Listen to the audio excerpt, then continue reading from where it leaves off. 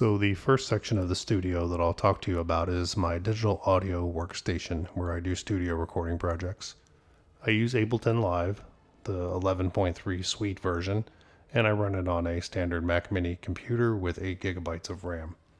It runs Ableton 11.3 pretty efficiently, and I haven't really had very many issues at all. I pretty much just use the Ableton stock plugins, but I also use the Arturia effects collection and the V collection to do all kinds of sound design work.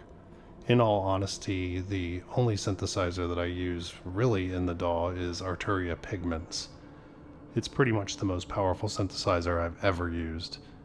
It has a really intuitive interface, and it's got a really cool way of dealing with modulation, and it lets you blend a ton of different styles and types of synthesis together to make cool sounds. You can use virtual analog, additive, granular, wavetable. You can do sampling, make all the sounds that your mind can conjure. Controlling everything is the Ableton Push 2 controller, which I absolutely love. I've used Ableton Live since version 1.5. I think that was back in like the year 2001 or something like that. So I feel pretty much at home with this system. My interface is the Arturia AudioFuse Studio. It has a ton of inputs, and it also accommodates dual monitor systems. I use 2 studio monitor systems. I have Yamaha HS7 reference monitors with the Yamaha HS8S subwoofer. It's an excellent sounding system for jamming and rocking out, but I have found that for mixing and mastering, the mixes, the final project really isn't very transparent. My other system is 2 Ableton Pro CLA 10As, the Chris Lord ALG system. These are basically bi-amped versions of the famous Yamaha NS10Ms. I've used the NS10s for many years, used them all the way back in college in the 90s, and pretty much every professional studio on the planet has them as their near-field monitors. They lend to really great results. That being said, I'm in a new space in a really old house, and I don't have any kind of acoustic treatment going on right now, so that's definitely something I need to take care of soon. Also on the desk is an Audio-Technica AT-LP 1240 direct drive turntable, and I have that running into my looping and sampling setup. The studio microphone that I use is the Rode NT1A, and it's one of the best microphones for the money on the planet.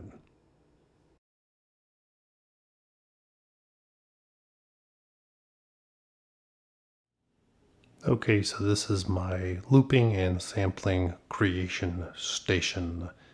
It is a very simple setup. What's really cool about it is all of this stuff is pretty much stuff you buy right off the shelf.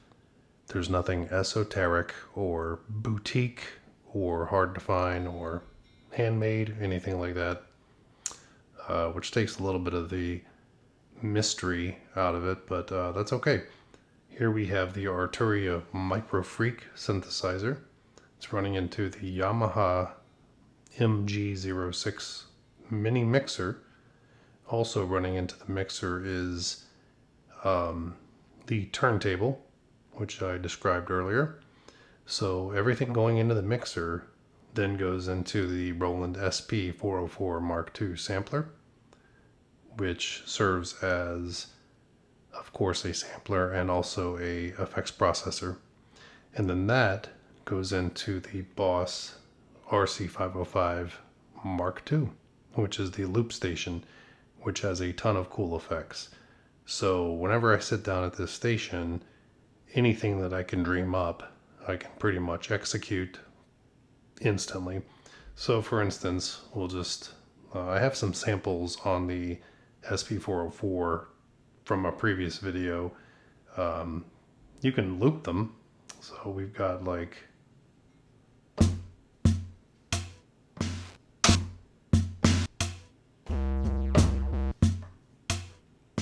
got our loop going here.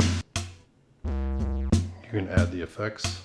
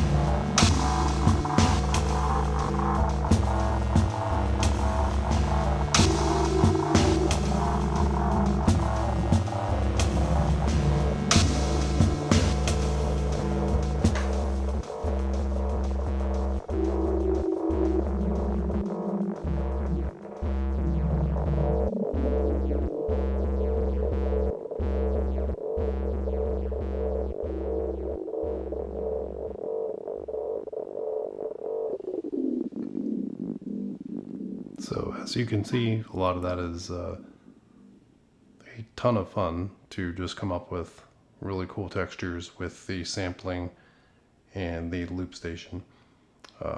Very cool setup, a lot of fun. I'm a big collector of obscure and very strange vinyl records, so I can throw something on the turntable and run it into the 404 and do some sampling. So I have some nonsense here, add some input effects.